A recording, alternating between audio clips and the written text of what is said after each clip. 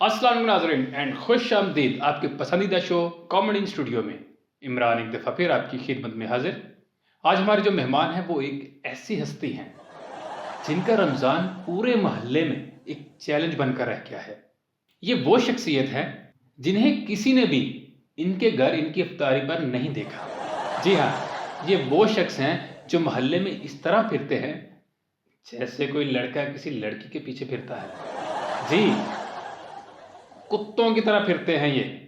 लेकिन इस रमज़ान में किसी ने भी इनको घास नहीं डाला और ना ही किसी ने इनको इफ्तारी पर बुलाया है, जिसकी वजह से ये आग बगोला हो गए हैं।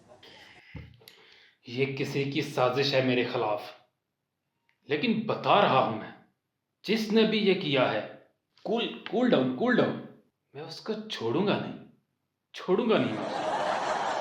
मंसूर भाई इतने क्यों परेशान हैं? भाई 20 दिन हो गए हैं, 20 रोजे गुजर गए, किसी मोहल्लेदार ने इफ्तार की दावत तक नहीं दी। 20 रोजे गुजर गए भाई, किसी ने दावत नहीं दी तो आप खुद किसी की दावत कर दें। हाँ, अगर आप सवाब लेना चाहते हैं तो किसी को इफ्तार पे बुला लें, आपको मौत पड़ती है। ये बात नहीं है। हम लोगों के रिज़्क और दस्तरखानों में बरकत डालते हैं और वैसे भी उनको सवाब ही मिलता है ना। तुम लोगों का काम, ये नहीं, तुम अकेले नहीं हो। और मुझे लग रहा है कि तुम्हारा कोई ग्रुप है। ग्रुप नहीं है यार, ग्रुप नहीं है। 3-4 दोस्त हैं हम, 3-4 दोस्त जो हम इकट्ठे होकर इफ्तारी पर जाते हैं। अच्छा, तो 3-4 दोस्त मिलकर कैसे कार्रवाई डालते हैं? कार्रवाई? ओ भाई, हम इफ्तार करते हैं, कोई डकैती नहीं डालते।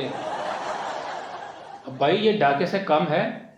अच्छा मुझे ये बताओ कि तुम लोगों को पता कैसे लगता है कि आज इफ्तारी वहां है, आज इफ्तारी यहाँ है और कल इफ्तारी कहाँ है? ये कैसे पता लगता है तुमको? क्यों, तुमने भी करनी है? फिर क्या बकवास है ये? नहीं, अगर मूड है तो बताओ, तुम्हारा भी प्लान बना लेते हैं। कैसे बेवकूफ़ आदमी हो। भाई मैंने जो सवाल किया है मुझे उसका जवाब दो।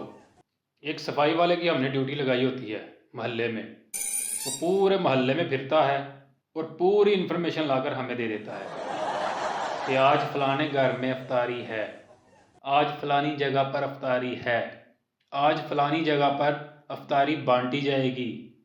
और एक बंदा हमने जो मोहल्ले का पकवान सेंटर है ना, उधर बिठाया होता है, वहाँ से भी इन्फॉर्मेशन हमें मिलती है। और तीसरा बंदा गली की नुक्कड़ पे, वो फ्रूट वाला नहीं है, उसके पास हमने बिठाया होता है कि कौन बंदा फ्रूट लेकर जा रहा है और कहाँ जा रहा है। ये सारी इन्फॉर्मेशन हम तक पहुँचती है। फिर मैं आगे प्लान बनाता हूँ कि कहाँ, कब और कैसे इफ्तारी करनी है। हाँ, ये है तुम्हारा इफ्तार गैंग। तुम लोगों को शर्म नहीं आती इस तरह के काम करते हुए? हजूर, मैंने पहले भी कहा था कि हम लोगों के रिज़्क में, उनके दस्तरखान में बरकत डालते हैं, तो इस तरह उनको सवाब भी मिल जाता है और हमें रिस्क भी मिल जाता है। तो इस दफ़ा रमज़ान में तुम्हारा प्लान ख़राब हो गया। इस दफ़ा कैसे नाकाम हुए तुम? मैं बता रहा हूँ, इस रमज़ान में किसी ने साजिश की है, लेकिन कोई नहीं, मैं ढूंढ लूँगा उसे। जिसने भी हमारे खिलाफ ये महाज खड़ा किया है ना, उसको बेनकाब जरूर करूंगा। यार 20 रोजे गुजर गए, वो एक इफ्तारी तक नहीं आई हमारे पास। वैसे मंजूर, हैरत की बात है, तो वाकई इस दफा किसी ने दावत नहीं की तुम्हारी? मैं भी सोच रहा हूं ऐसा कैसे हो सकता है। सोच रहा हूं, सोचो जरा। पहले दिन मैंने सोचा कि शायद लोग मसरूफ हैं इस वजह से। दूसरे दिन लगा कि शायद आज बुलाएंगे। तीसरे दिन कुछ उम्मीद थी, लेकिन चौथे दिन मेरी आंखों में आंसू आ गए। किसी ने नहीं बुलाया। यानी अब मोहल्ले वाले तुम्हें कभी नहीं बुलाएंगे, बल्कि तुमसे छुटकारा चाहेंगे। क्या कहा? मेरा मतलब है कि हमेशा इफ्तार ना मिलने पर ऐसा ही गुस्सा करते हो।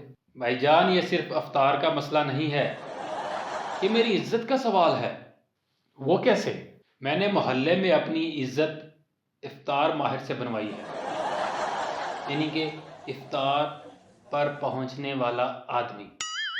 लोग कहते थे कि जब तक मंसूर नहीं आता हम अफ्तारी नहीं करेंगे।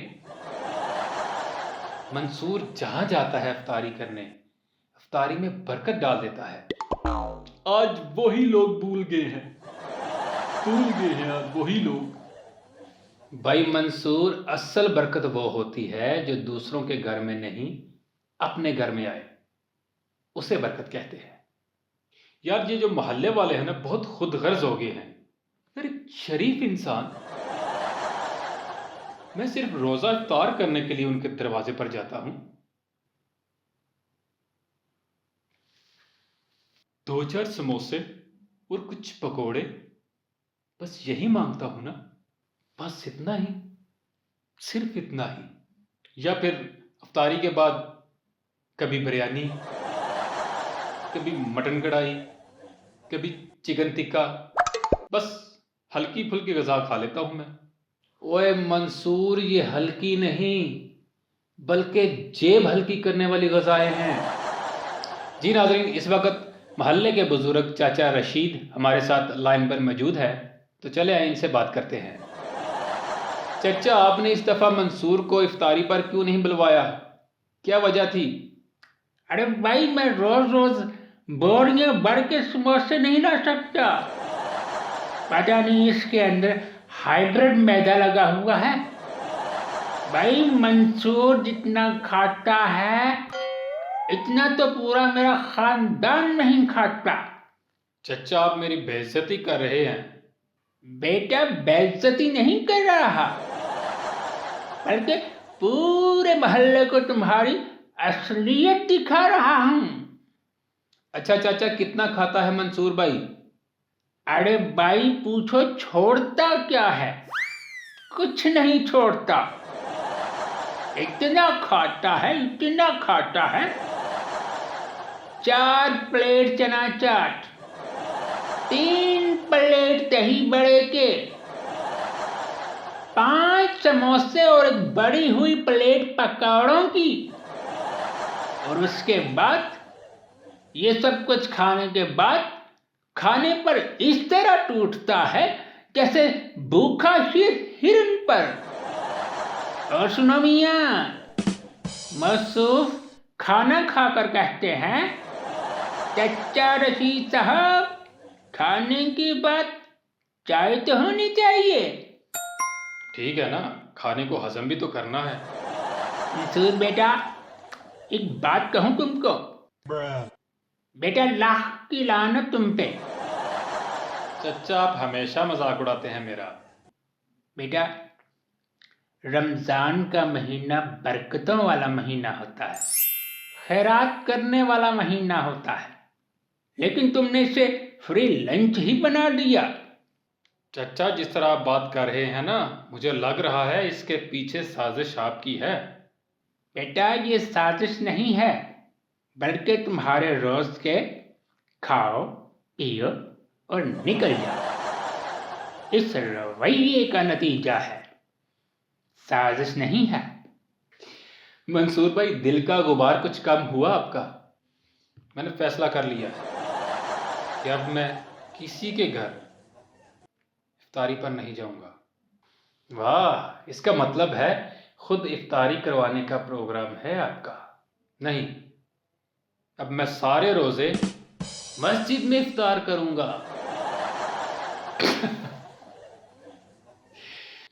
तो नाजरीन, ये थे मंसूर भाई और उनकी इफ्तारी का मिशन, जो नाकाम हो गया है, लेकिन कह के ज़रूर दे गया है।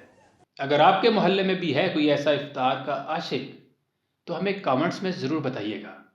तो वीडियो को लाइक करें, चैनल को सब्सक्राइब करें, शेयर करें, कमेंट्स करें और बेल आइकन को दबा दें, ताकि इस तरह की मज़ेदार वीडियो आप तक पहुंचती रहे। तो मुझे दे इजाज़त, मिलते हैं अगली एपिसोड में। तब तक के लिए अल्लाह हाफिज़।